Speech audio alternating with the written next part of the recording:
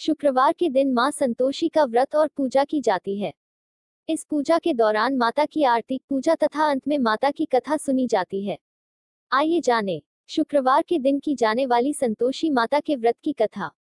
एक बुढ़िया थी, उसके 7 बेटे थे। 6 कमाने वाले थे जबकि एक निकम्मा था।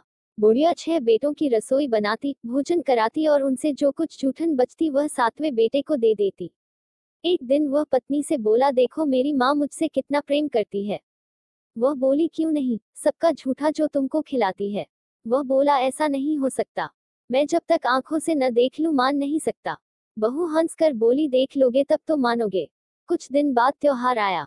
घर में 7 प्रकार के भोजन और चूरमा बनाया गया। वह जांचने को सिर दुखने का बहाना कर पतला वस्त्र सिर पर ओढ़े रसोई घर में सो गया। वह कपड़े में से सब देखता रहा। 6 भाई भोजन करने आए। उसने देखा, माँ ने उनके लिए सुंदर आसन बिछा अनेकों प्रकार की रसोई परोसी और आग्रह करके उन्हें खिलाया। वह देखता रहा। 6 भोजन करके उठे तब माँ ने उनकी झूठी थालियों में से बचा कुचा चूरमा उठाकर एक लड्डू बनाया। जूठन साफ कर बुढ़िया माँ ने उसे पुकारा, बेटा 6 भाई भोजन कर गए, अब तू ही बाकी है, उठ तू कब खाएगा। वह कहने लगा, माँ मुझे भोजन नहीं करना, मेरा तो पेट भरा है, अब परदेश जा रहा हूँ। माँ ने कहा, कल जाता हो तो आज चला जा। वह बोला, हाँ आज ही जा रहा हूँ। यह कहकर वह घर से निकल गया। 7वें बेटे का परदेश जाना। चलते समय पत्नी की याद आ गई। वह गौशाला में उपले थाप रही थी।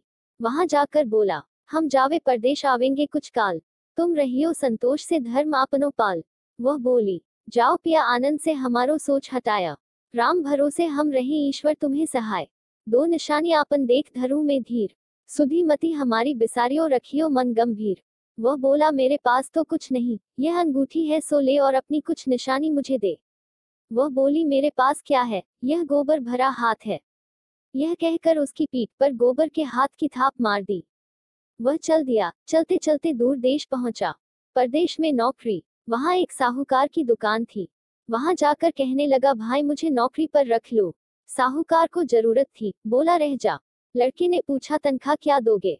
साहूकार ने कहा, काम देखकर दाम मिलेंगे। साहूकार की नौकरी मिली। वह सुबह 7 बजे से 10 बजे तक नौकरी करने लगा। कुछ दिनों में दुकान का सारा लेन देन, हिसाब किताब, ग्राहकों को माल बेचना, सारा काम करने लगा। साहूकार के 7-8 नौकर थे, वे सब चक्कर खाने लगे, यह तो बहुत होशियार बन गया।